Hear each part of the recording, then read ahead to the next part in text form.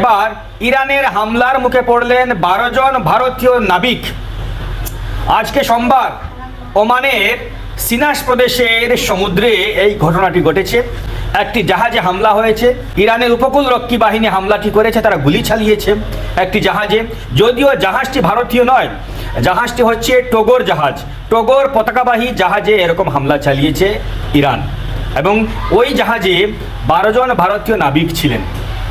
অবশ্য তাদের কোনো ক্ষয়ক্ষতি হয়নি, তারা হতাহত কেউ হননি, কিন্তু ইরান আক্রমণ চালিয়েছে, গুলি চালিয়েছে। মনে করা হচ্ছে যে ইরান সতর্কতা হিসেবে তাদের সতর্ক করার জন্য গুলি করেছে, তাদের কোনো ক্ষয়ক্ষতি হয়নি, তারা নিরাপদেই আছেন।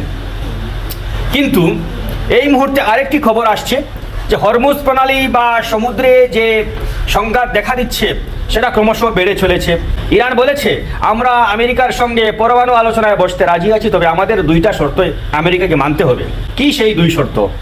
আপনারা জানেন যে ইরানের পররাষ্ট্রমন্ত্রী আব্বাস আরাকচি পাকিস্তান সফর করেছেন, তারপর পাকিস্তান থেকে আবার তিনি ওমান গেছেন, ওমান থেকে রাশিয়া গেছেন, আবার ইসলামাবাদ এসেছেন। তিনি পাকিস্তানের হাতে তিনি তার প্রস্তাব তুলে দিয়েছেন।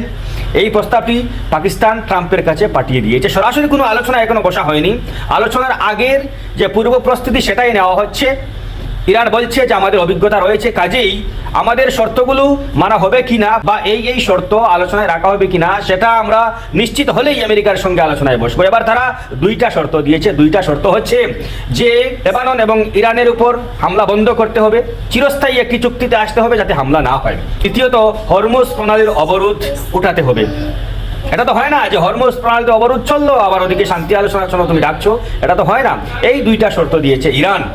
এবং আমেরিকা যেসব শর্ত আরোপ করবে তারা জানে যে আমেরিকা ইউরেনিয়াম সমৃদ্ধিকরণের উপর শর্ত চাপাবে, নিষেধাজ্ঞা আনবে। তাতে আপত্তি নেই ইরানের। ইরান তো আগেই বলেছে, আমেরিকা বলেছিল যে 20 বছরের জন্য এই ইউরেনিয়াম সমৃদ্ধিকরণ বা পারমাণবিক কার্যকলাপ ইত্যাদি ছাড়তে হবে ইরানকে। ইরান বলছে 20 বছর নয়, 5 বছর। এটা মানেনি কিন্তু আমেরিকা। এবার তারা বলছে যে ঠিক আছে, আমরা আমাদের ইউরেনিয়াম সমৃদ্ধিকরণের কার্যপ্রণালী ইত্যাদি আমরা অন্য দেশে আমরা শিফট করে দেবো, যে দেশের উপর আমরা বিশ্বাস করতে পারি সেই দেশেই সেটা আমরা রাখবো। এজন্যই আব্বাস আরাকচি রাশিয়া সফর করেছেন এবং পুতিনের সঙ্গে আলোচনা করেছেন। দ্বিতীয়ত, হরমুজ প্রণালীর অবরোধ চলাকালীন হুমকি চলছে, ইরান হুমকি দিচ্ছে এবং পাল্টা হুমকি আসছে। এবার ইরান বলছে যে আর যদি এরকম হামলা হয়, ইরানের কোনো তৈলকূপ বা যে কোনো নাগরিক অবকাঠামোর উপর হামলা হয়, তাহলে কিন্তু একটি হামলার জবাবে 4টি হামলা করা হবে। একটি হামলার জবাবে 4টি হামলা করা হবে।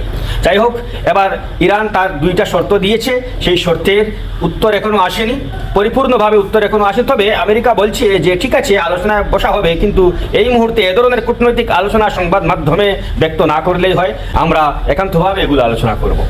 ধন্যবাদ।